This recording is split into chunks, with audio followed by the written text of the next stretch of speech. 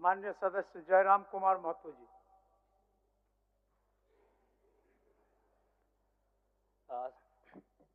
सबसे पहले परम श्रद्धेय आदरणीय अध्यक्ष महोदय को आज सदन का अध्यक्ष चुने जाने के लिए बहुत बहुत बधाई, असंख्य शुभकामनाएं। और आपके पोशाक से शायद परिचित हो रहा है कि आपने कुछ खोया है, और ये सदन के साथ साथ मैं भी आपकी इस दुख की घड़ी में सहानुभूति प्रकट करता हूं। अध्यक्ष महोदय, तमाम विपक्ष के साथियों ने विशेष बात को रखा कि जो सरकार होती है संभवतः उनसे अगर कुछ त्रुटि हो भी जाती है तो उसके बचाव में खड़ी अपने आप को पाती है। तो इसलिए अगर आप वास्तव में अगर झारखंड राज्य की समस्याओं से परिचय होना चाहते हैं तो आपको विपक्ष में बैठे और नए विधायक जो चुनकर आए हैं उन्हें आपको बेहतरीन अवसर देने का प्रयास करना होगा। अध्यक्ष महोदय, अगर आपकी व्यक्तिगत बात कही जाए तो आपकी कुशलता की, आपकी योग्यता की, आपकी निपुणता की पूरा राज्य प्रशंसा करता है, लेकिन हमें लगता है कि अपने व्यक्तिगत विषयों से हटकर हमें आज राज्य के जो ज्वलंत मुद्दे हैं उन पर भी अपने ध्यान आकृष्ट करने की आवश्यकता है। अध्यक्ष महोदय, मैं झारखंड लोकतांत्रिक क्रांतिकारी मोर्चा अपने पूरे संगठन की ओर से आपको बधाई देता हूं और आपसे विशेष मांग करता हूं, चूंकि मैं जिन परिस्थितियों से यहां से चुनकर आया हूं, कहीं ना कहीं राज्य के शोषित वंचित लोगों की एक बहुत बड़ी अपेक्षाएं हैं।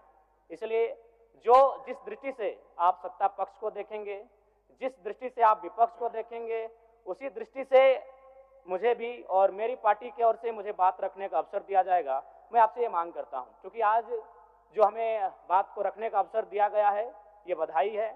मैं आपको पुनः बधाई देने के साथ साथ बस मैं ये कहना चाहूँगा, चूँकि मैं एक छात्र के नाते इस विधानसभा में आया हूँ, छात्र की गलियों से, छात्र आंदोलन से मैं पहचान बनाकर आया हूँ, और मैं आपके माध्यम से सरकार तक ये संदेश देना चाहूँगा।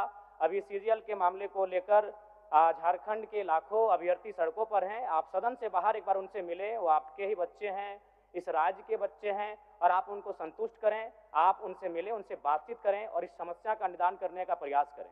और चूंकि मैं एक विधानसभा से भी आता हूं, तो मैं आपको अपने विधानसभा के संदर्भ में ये कहना चाहूँगा, मेरा विधानसभा जो कि परासनाथ की तराइयों में आता है, वहाँ जो लोगों की समस्याएं हैं वह मूलतः शिक्षा और प्रवास को लेकर हैं। तो आपसे हमारी मांग होगी कि वहाँ शैक्षणिक हब में हमारे विधानसभा को तब्दील किया जाए, और साथ ही जो प्रवास की समस्या है, मैं इसलिए इस विषय को कहूँगा, मैं थोड़ा समय लेकर, कि आज देखिए इस सदन की बात करें तो कहीं ना कहीं हम लोग एक परिवार हैं और परिवार के नाते आज इस सदन में बैठे हैं।